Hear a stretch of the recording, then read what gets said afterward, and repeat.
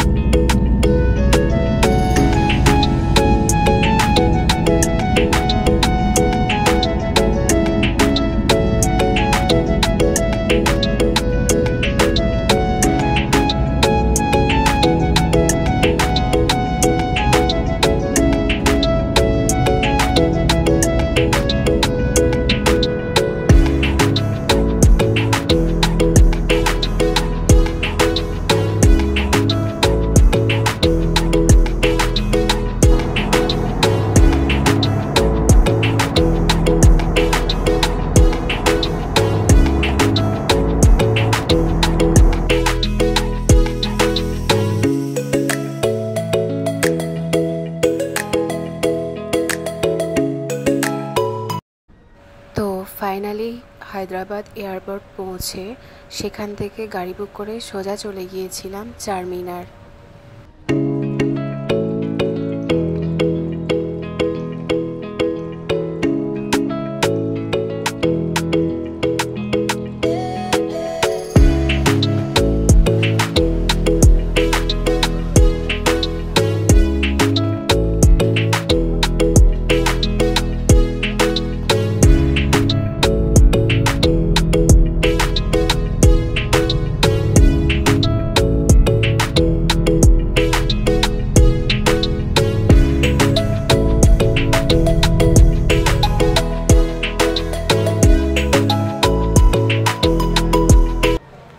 এই যে এটাই হচ্ছে সেই চারমিনার।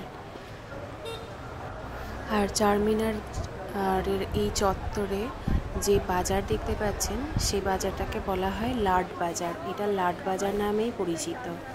তো এখানে অনেক রিজনেবল প্রাইসে মধ্যে বিভিন্ন রকমের জিনিস পাওয়া যায়। আমি নিজেও অনেক শপিং করেছি এখান থেকে। আর প্রাইসগুলো ভীষণ রিজনেবল, যে কেউ কিনতে পারে এখান থেকে।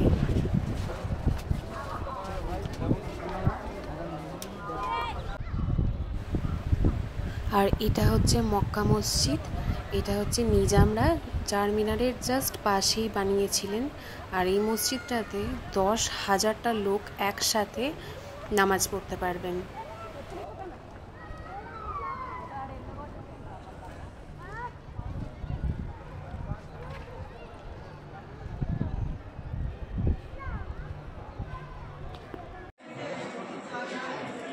এটা হচ্ছে চারমিনারের ভেতরে।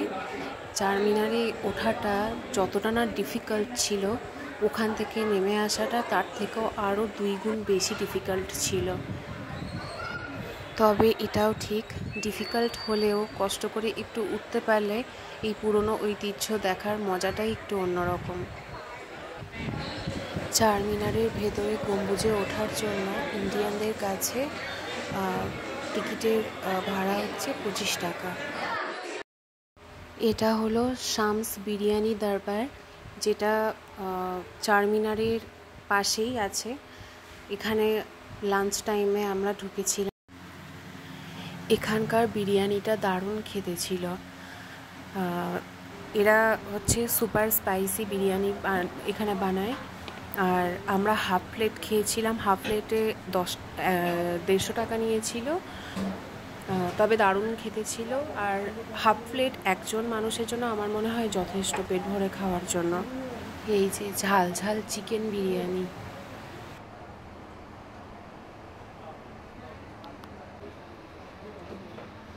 বিরিয়ানির সাথে চিকেন কাবাবও নেওয়া হয়েছিল। আর এই চিকেন কাবাবটা নিয়েছিল 100 টাকা প্লেট, আর সঙ্গে ছিল গ্রিন চাটনি। আর এটা হচ্ছে বিরিয়ানির সাথে খাওয়ার জন্য রাসম। এটাও কি সুন্দর বানিয়েছিল। লাঞ্চ শেষ করার পরে চলে গিয়েছিলাম চৌমাহল্লা প্যালেস। এই প্যালেসে এন্ট্রি ফি হচ্ছে ইন্ডিয়ানদের জন্য 100 টাকা।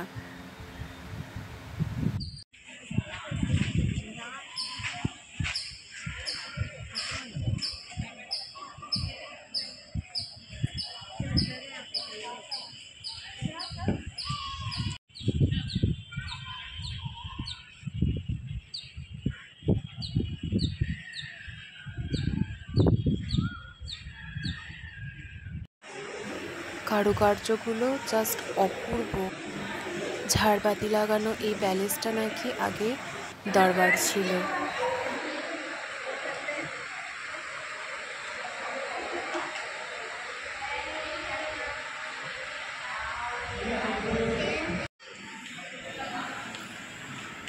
অনেক বড়, অনেক সুন্দর একটা দরবার প্যালেস।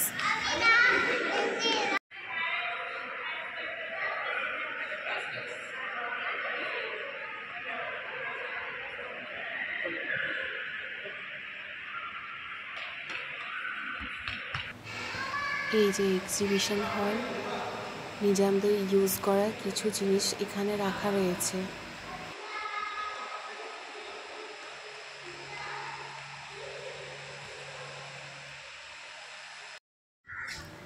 এটা হচ্ছে ভিনটেজ কার মিউজিয়াম। এখানে অনেকগুলো গাড়ি রাখা রয়েছে এখনো। এই গাড়িগুলো নাকি নিজামরা আগে ইউজ করতেন, ওনারা এগুলো ব্যবহার করতেন। চলুন তাহলে নিজামদের ইউজ করা আরও কিছু জিনিসের ভিডিও আপনাদের সাথে শেয়ার করে নিই।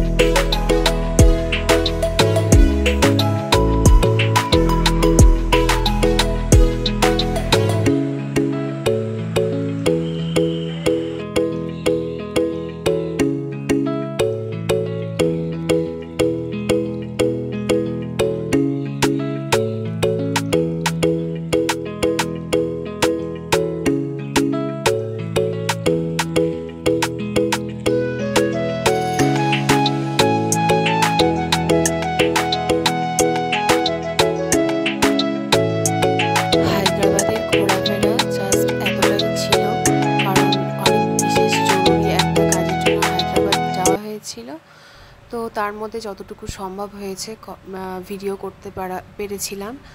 আর এরপরে সোজা চলে গিয়েছিলাম হোটেলে। হোটেলের নাম ছিল হ্যাম্পশায়ার প্লাজা। হোটেলে পৌঁছে ফ্রেশ হওয়ার পরে সোজা চলে গিয়েছিলাম হোটেলেরই রেস্টুরেন্টে ডিনারের জন্য। এখানে এসে 850 টাকার বুফে বুক করা হয়েছিল।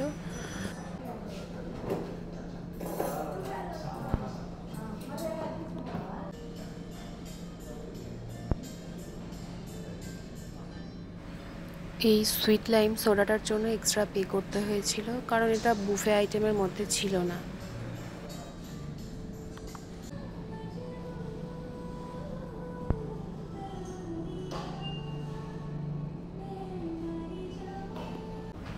বুফে আইটেমের জন্য এগুলোই ছিল।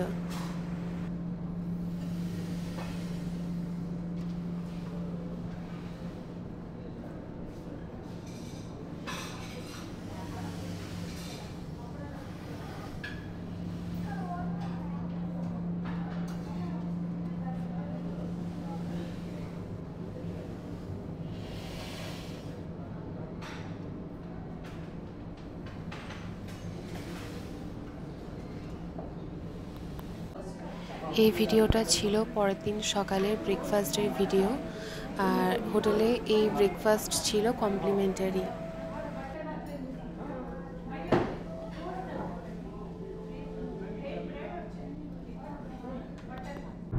তো ব্রেকফাস্ট পর্ব শেষ করে নেওয়ার পরে এরপরে হায়দ্রাবাদের যা কিছু কাজ ছিল সমস্ত কাজ কমপ্লিট করার পরে সোজা আবার রওনা দিয়েছিলাম এয়ারপোর্টের উদ্দেশ্যে।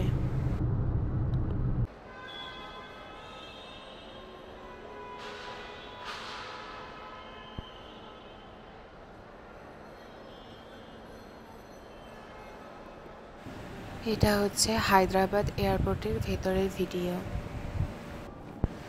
আজকের ব্লগটা প্রায় শেষের দিকে। তো ভিডিওটা যদি আপনাদের কারোর একটুও ভালো লেগে থাকে তাহলে লাইক, কমেন্ট, শেয়ার আর সাবস্ক্রাইব করতে কিন্তু ভুলে যাবেন না। আমার এই ভিডিওটি দেখার জন্য আপনাদের সকলকে অসংখ্য ধন্যবাদ জানাই।